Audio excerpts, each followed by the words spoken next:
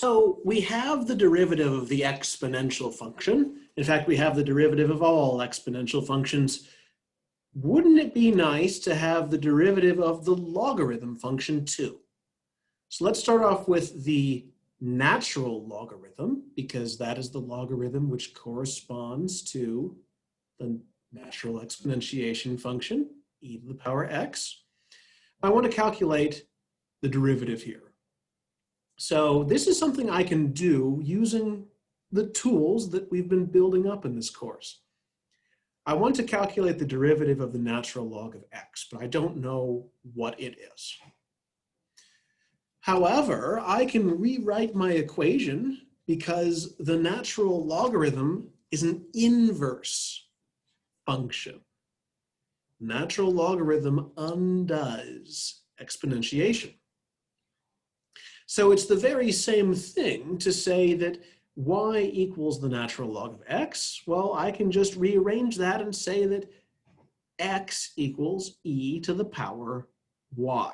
That's what it means for y to be the natural logarithm of x. Well, now this equation consists entirely of things that I know how to differentiate.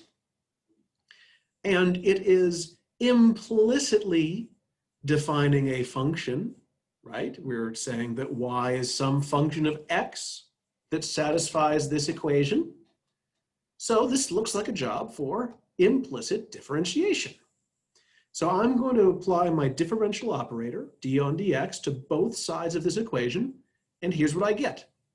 So it must be that d on dx, e to the power y, equals d on dx of x.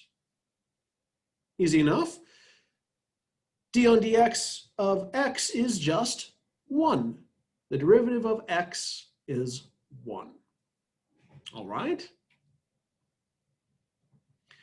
On the other side, I have to use my chain rule formula. Remember, y is a function whose derivative we don't know.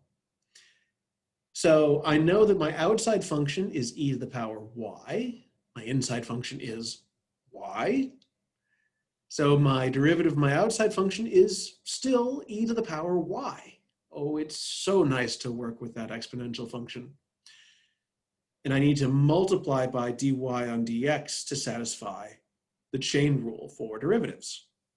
So this tells me, well, I still don't know what that dy on dx is, but if you multiplied it by e to the power y, you'd get 1. Okay, so I've done my derivative here, and if I want to solve for dy on dx, I just have to use a little bit of algebra.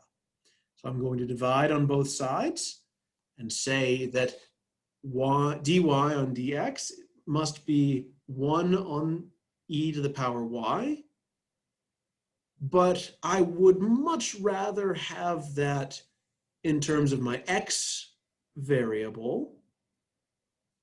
So since e to the power y is equal to x, I will say that dy on dx must be equal to 1 divided by x.